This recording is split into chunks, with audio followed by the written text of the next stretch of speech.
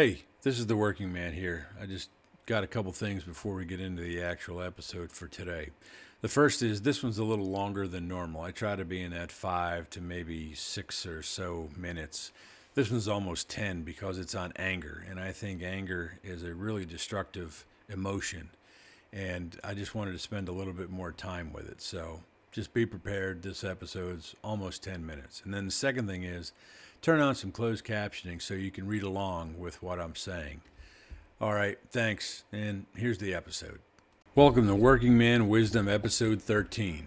Anger is a trap, and you're the one caught in it. You ever find yourself clenching your jaw during your shift, mad as hell about something that happened hours, maybe even days ago? Maybe it was a decision made about you, without you. One of those, hey, we're moving you to days starting Monday kind of moments when you have worked nights for years and you don't want to go to days. No conversation, no heads up, just someone way higher up the food chain like the plant manager, general manager, district manager, dropping a change on you like it's no big deal. Never mind the fact that your entire life is built around night shift, your sleep patterns, your family time, even how you cope. And then before you can even adjust to that news, you're told they need you to come in on one of your scheduled days off to cover someone else's shift. You're working the long week of your 223 schedule. You're already running on fumes, and now one of your break days is being taken from you again. So you're angry, really angry. But here's the thing about that kind of anger. It doesn't punish the people who caused it. It punishes you.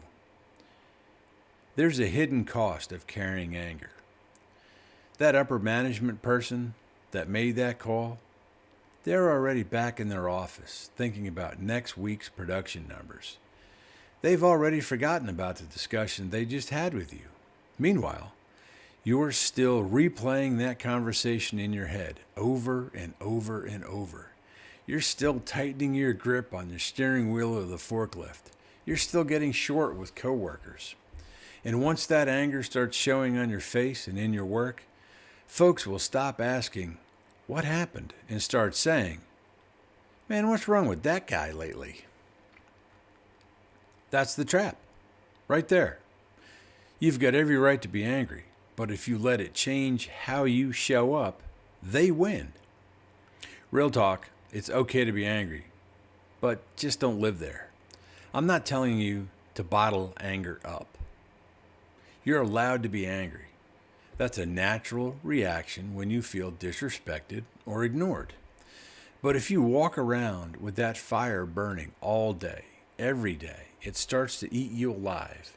You become the one who's, air quotes here, hard to work with. The one with attitude. And suddenly, the anger that started with them is now turning people against you. Not because you're wrong, but because you let their choice change your character. So let's talk about some coping tactics that I think actually work. Let's go back to those two triggers from earlier. You're on nights. You're used to nights. It works for your life.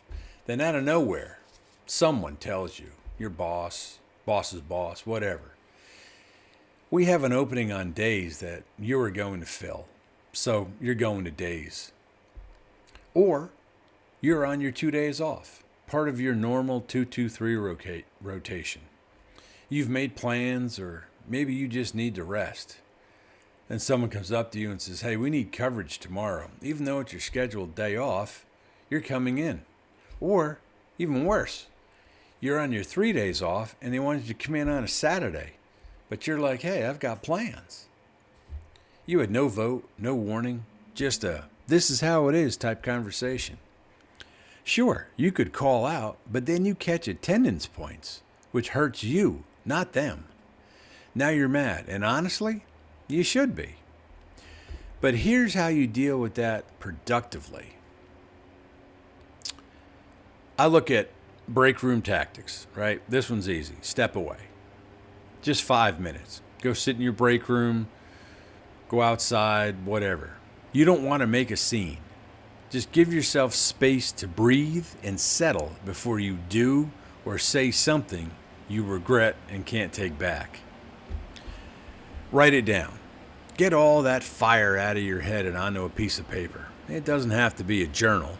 Write it on a scrap piece of paper, then tear it up and throw it away. It's about the release. Pick your person. Vent to someone you trust. Keyword, trust. But not the kind of coworker who loves drama. Someone who knows you and will keep it confidential. Talk to someone who will listen, not to someone who's going to throw gas on the fire. And your company may have an EAP, an employee assistance program. Call that number and get scheduled for a session with one of their counselors. This one is a favorite. Car therapy. Use car therapy. And what is car therapy? Go sit in your car, windows rolled up, doors locked. Yell at the windshield like it's the GM telling you you're on mandatory overtime tomorrow and you just ruined your weekend. Let it all out. Scream, yell, curse, whatever.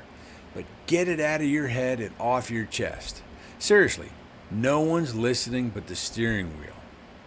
Or you're in your car. If that doesn't work for you, the whole yelling and screaming, find your favorite song. Turn it up to 11 and sing along if you have to. Get that poison out of your system before you bring it back into work. Or worse, you bring it home to your family. You got to channel that fire.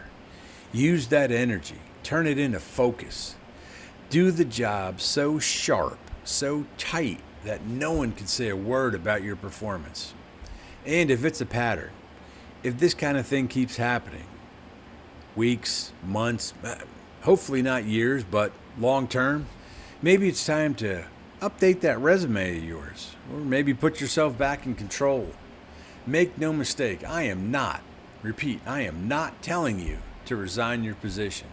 But if this is part of a long-term, ongoing pattern from upper management, then maybe you need to interrupt that pattern.